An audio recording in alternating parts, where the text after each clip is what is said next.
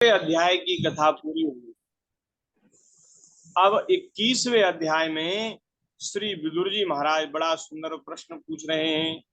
और ये जो प्रश्न है, इससे बड़ी सुंदर भगवान की कथा प्रकट होने वाली है। विदुर जी ने पूछा कि हे भगवान, स्वयंभू मनु का वंश बड़ा आदरणीय माना जाता है। अब आप मुझे उसी वंश की कथा सुनाइए। हे ब्राह्मण, आपने कहा था कि स्वयंभू मनु के पुत्र प्रियव्रत और उत्तानपाद, इन्होंने पृथ्वी का धर्म पूर्वक पालन किया।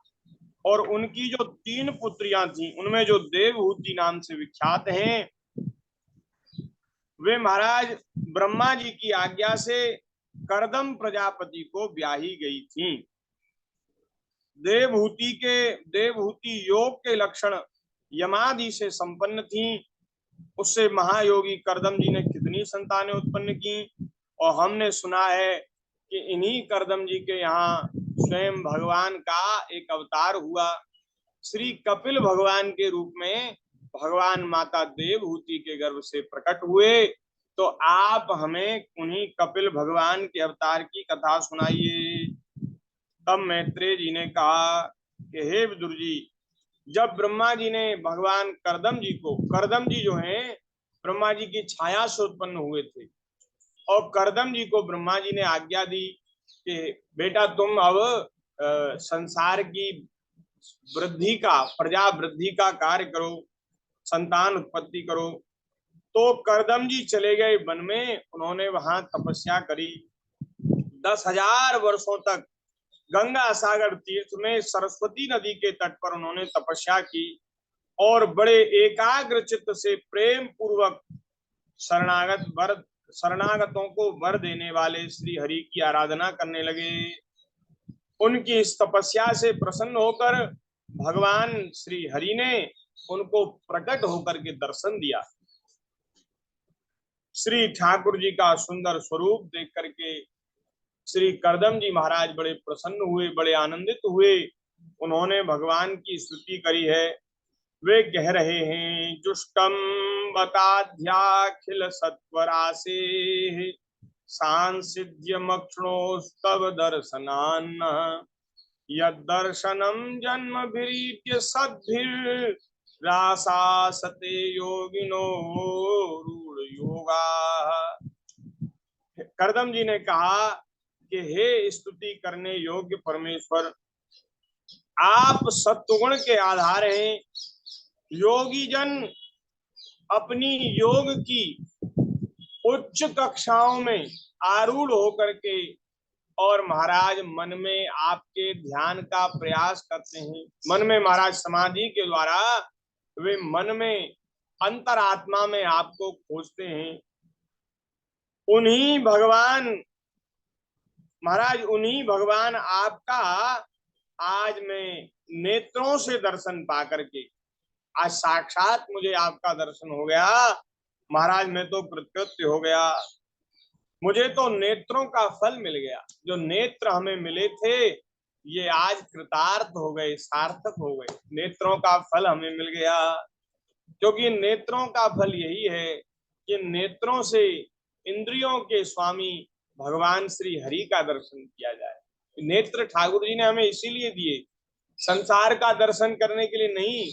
इन नेत्रों से भगवान की खोज की जाए, भगवान के प्यारे संतों का दर्शन किया जाए, इसलिए नेत्र बने हैं। अब महाराज आपके जो चरण कमल हैं वे भव सागर से पार जाने के लिए जहाज हैं।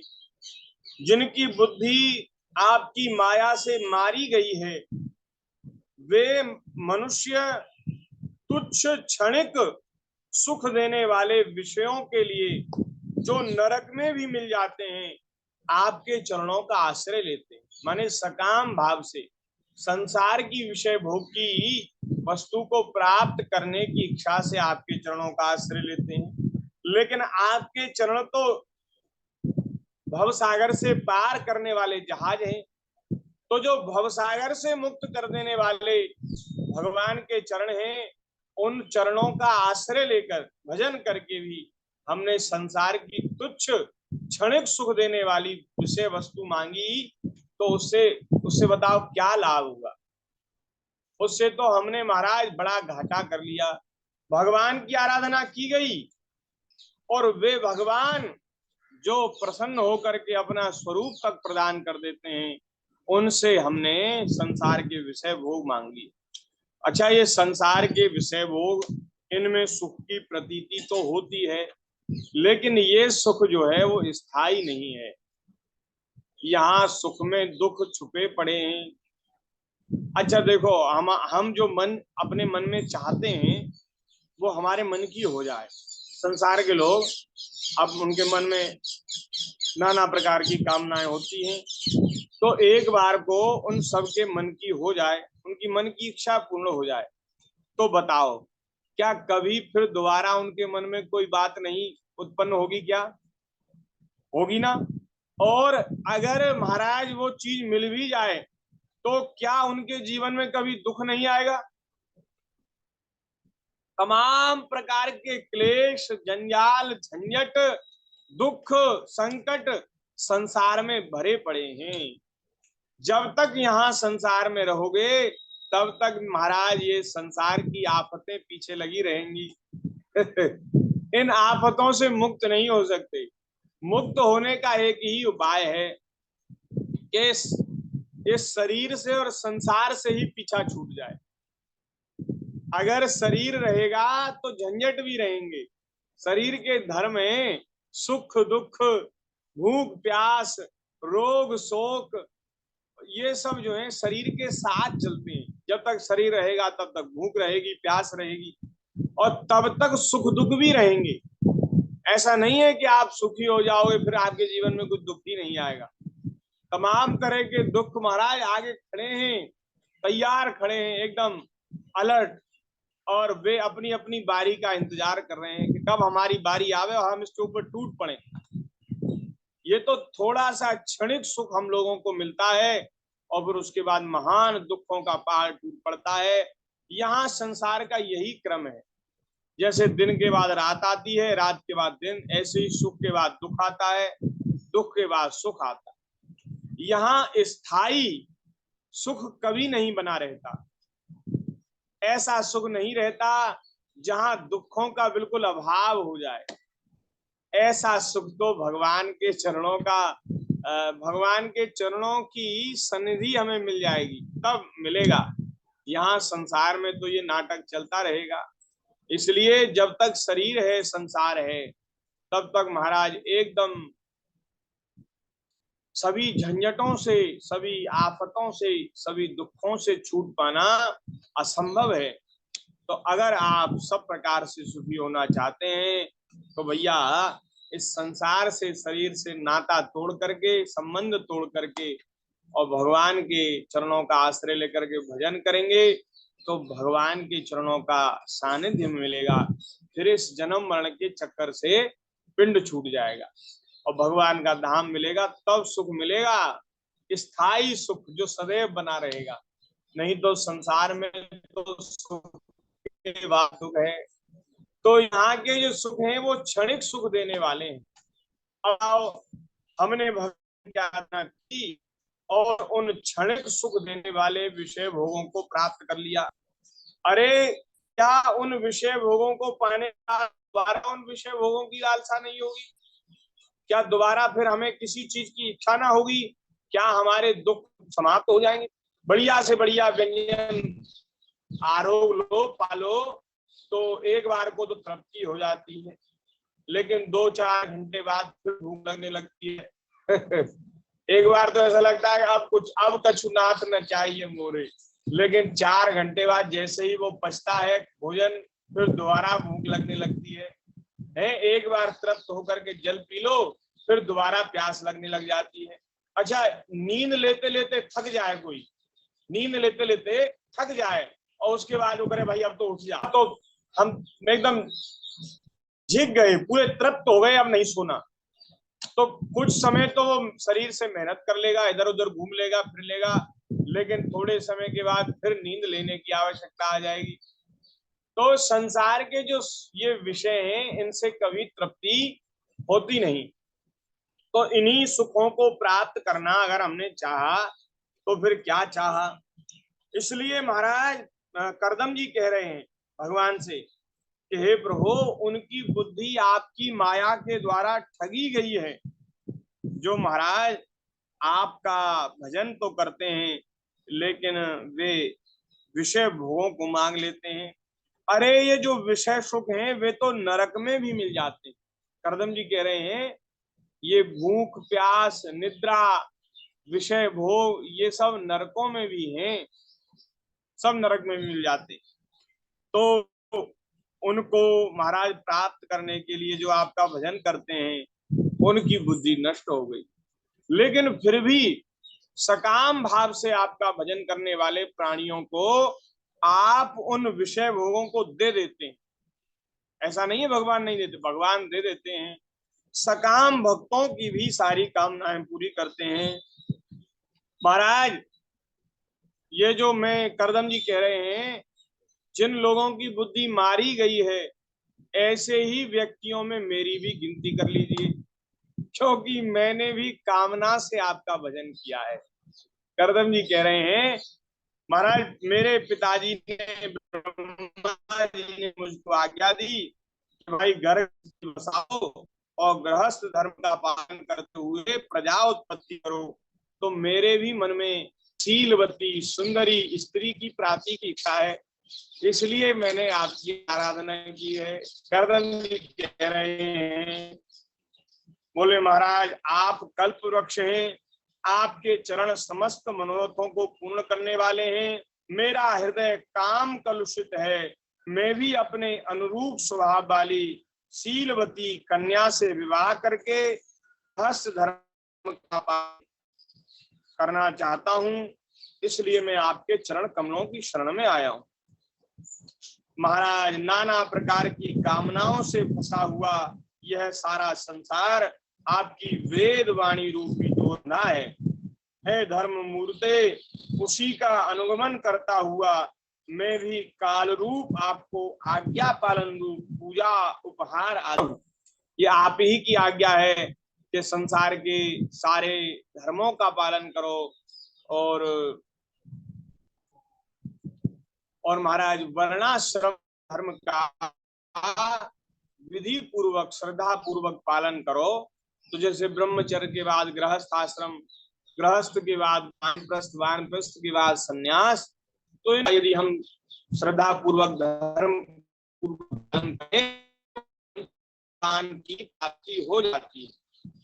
तो इसलिए प्रभु मैं आपकी आज्ञा का पालन कर रहा हूँ और इसलिए मैं आपकी आज्ञा पालन रूप पूजा कर रहा हूँ। भगवान की आज्ञा का पालन करना भी भगवान की पूजा है। इसलिए महाराज मैं आपकी पूजा ही कर रहा हूँ, आप मेरे मनोरथ को पूर्ण करें। तो भगवान ने कहा कि हे करदम जी, जिसके लिए तुमने मेरी आराधना की है तुम्हारे हृदय के उस भाव को मैं पहले से ही जानता हूँ। भगवान ने कहा मैं तुम्हारे हृदय के भाव को पहले से ही जानता हूँ और उसकी व्यवस्था मैंने कर दी है, क्योंकि हे प्रजापति मेरी आराधना कभी भी निष्फल नहीं होती। जिस मनोरथ को लेकर जिस भाव को लेकर मेरी आराधना की जाए वो जरूर पूर्ण हो जाती।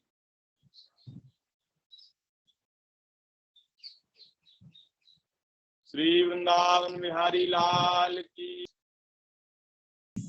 तो जब करदम जी ने भगवान की इस प्रकार से स्तुति करी है तो भगवान ने करदम जी से कहा कि हे प्रजापति, हे ऋषि, मैंने आपके मनोभाव को जानकर उसकी व्यवस्था पहले से ही कर दी है।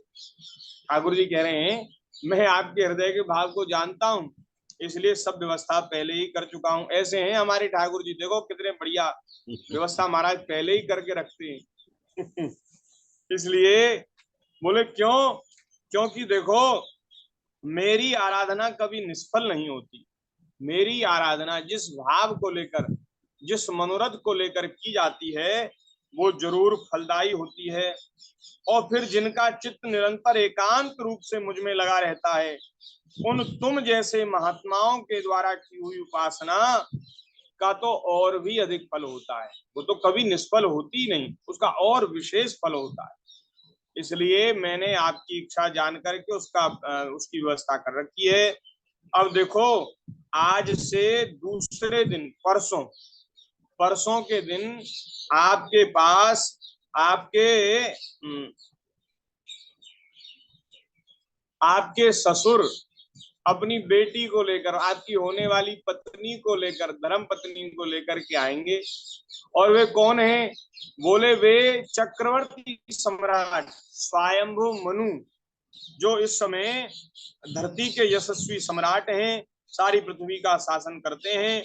वे महारानी शत्रुपा के साथ आपके यहाँ आएंगे और अपनी रूप से, यौवन से, शील से, गुणों से संपन्न श्याम लोचना कन्या देवहूति जो विवाह के योग्य हैं, उनको महाराज साथ ला करके आपको अर्पण कर देंगे।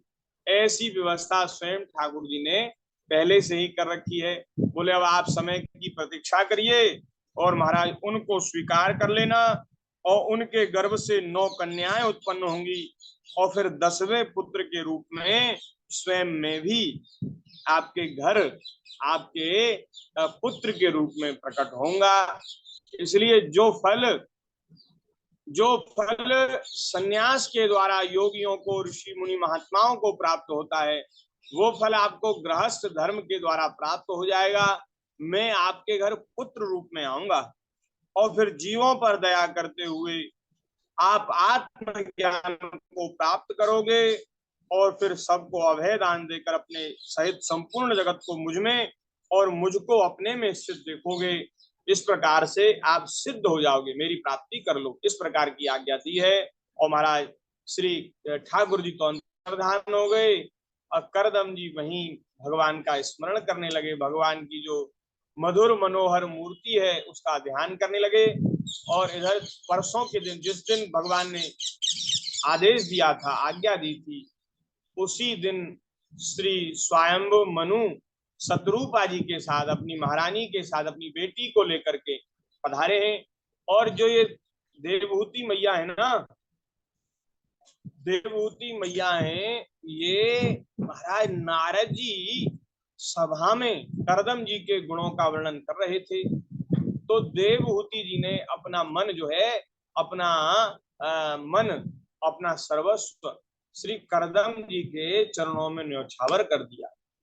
इन्होंने निश्चय किया कि मैं तो उन्हीं को अपने पति के रूप में वर्ण करूंगी। उन्होंने अपने मन की बात श्री मनु जी को बताई, और मनु जी उनको लेकर के वन में आए, जहाँ श्री करदम जी का आश्रम है।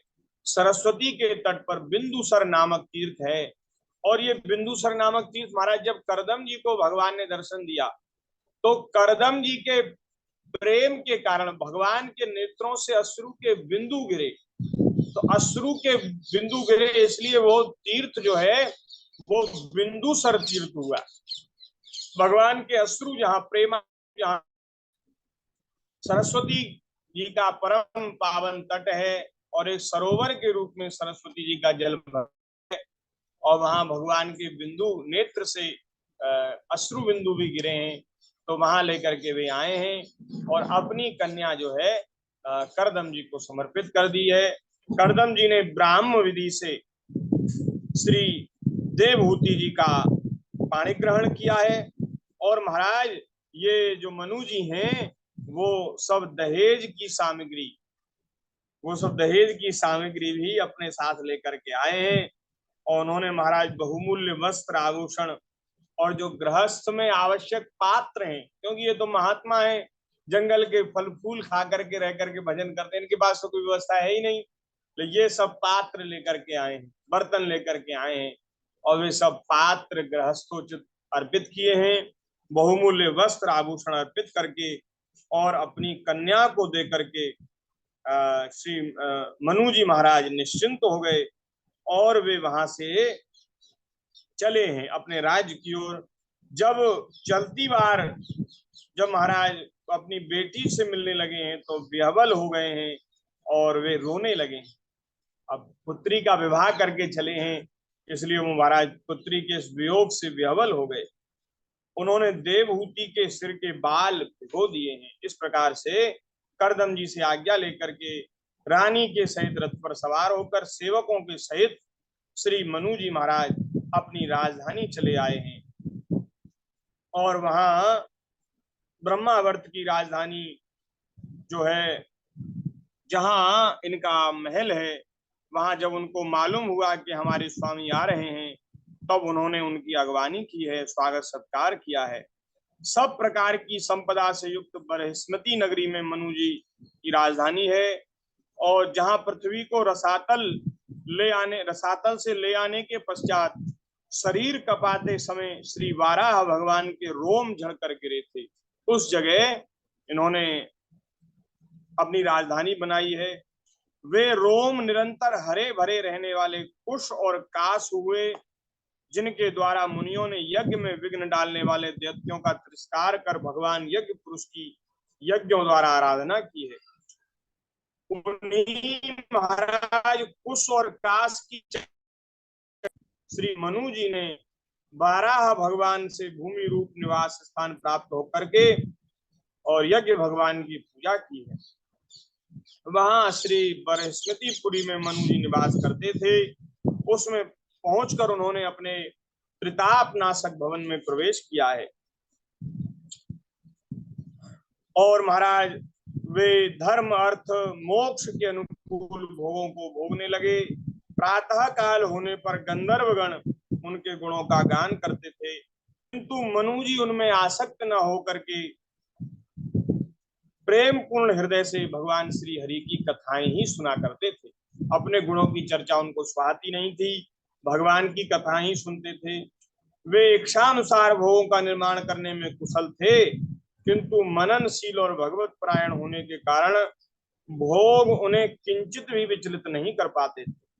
भगवान विष्णु की कथाओं का श्रवण, ध्यान, रचना और निरूपण करते रहने के कारण उनके मनवंतर को व्यतीत करने कभी व्यर्थ नहीं जाते थे। उनका समय सब भगवान के स्मरण में सार्थक होता था। उन्होंने भगवान वासुदेव के कथा प्रसंग में अपने मनवंतर के 71 चतुर्युग पूरे कर दासनंदन विदुर जी, जो पुरुष श्री हरि के आश्रित रहता है उसे शारीरिक, मानसिक, दैविक, मानुषिक अथवा भौतिक दुख किसी प्रकार कष्ट नहीं पहुंचा सकते। जो भगवान के चरणों के आश्रित रहता है उसे सभी प्रकार के जो ताप हैं, दुख हैं, वो महाराज दुख नहीं पहुंचा पाते। शारीरा मानसा विद्या व्ययासे ये च मानुषाः भौतिकाश कथम क्लेशा बाधन्ते हरि संशयम। भगवान के शरण हो गए तो महाराज सब जो प्रतिकूलताएं हैं, सब दुख हैं, वे भी भगवान के स्मरण में साधक हो जाते, अनुकूल हो जाती हैं। और वे दुख जो हैं भक्तों के पास आकर के सुख बन जाते हैं, प्रतिकूल परिस्थिति अनुकूल बन जाती है। ये है भगवान की चरणों की आश्रय की महिमा, भक्ति की महिमा। कोई महाराज प्रारब्ध ऐसा था कि भगत जी को भोजन नहीं मिला, अन्न नहीं मिला, तो भूखे रहना पड़ा। अब भगत जी अब मन में आनंदित हो रहे हैं कि चलो ठाकुर जी की दया से आज के दिन व्रत हो गया। व्रत जो है भगवान को प्रसन्न करने वाला है और जो व्रत जो है तो उस तपस्या से हमारे पाप नष्ट होते हैं, इसलिए मन में प्रसन्न हो रहे हैं कि कोई बात नहीं, आज भोजन नहीं मिला तो कोई बात नहीं, आज के दिन व्रत हो गया, आज ठाकुर जी का स्मरण करेंगे, भजन करेंगे। तो आया तो था दुख, लेकिन भक्त के पास आकर के सुख बन गया, अनुकूल हो गया, भगवान की भजन के अनुकूल हो गया। ये भक्ति की महिमा है। मनु जी निरंतर समस्त प्राणियों के हित में लगे रहते थे। मुनियों के पूछने पर उन्होंने मनुष्यों के तथा समस्त वर्ण और आश्रमों के अनेक प्रकार के मंगलमय धर्मों का वर्णन किया, जो मनु संहिता के रूप में, मनुस्मृति जिसे कहते हैं, उपलब्ध है, आज भी उपलब्ध है। वहां महाराज समस्त आश्रमों के, मनुष्यों के सब प्रकार के धर्मों का वर्णन किया गया। इस प्रकार से ये 22वां अध्याय यहाँ पूर्ण हो गया। आगे त्रयोविंशो अध्याय में 23वें अध्याय में श्री करदम देवहूति जो वन में रह करके जिस प्रकार वहां निवास करते हैं और कपिल भगवान का जो अवतार हुआ, जन्म हुआ है, उसकी कथा का स्मरण हम कल करेंगे। आज के सत्संग सत्र को यहीं विराम करते हैं और आगे की चर्चा भगवान की दया से, ठाकुर जी की कृपा से कल करेंगे। तब तक के लिए आप सभी भक्तों को सादर प्रणाम। जय सिया राम।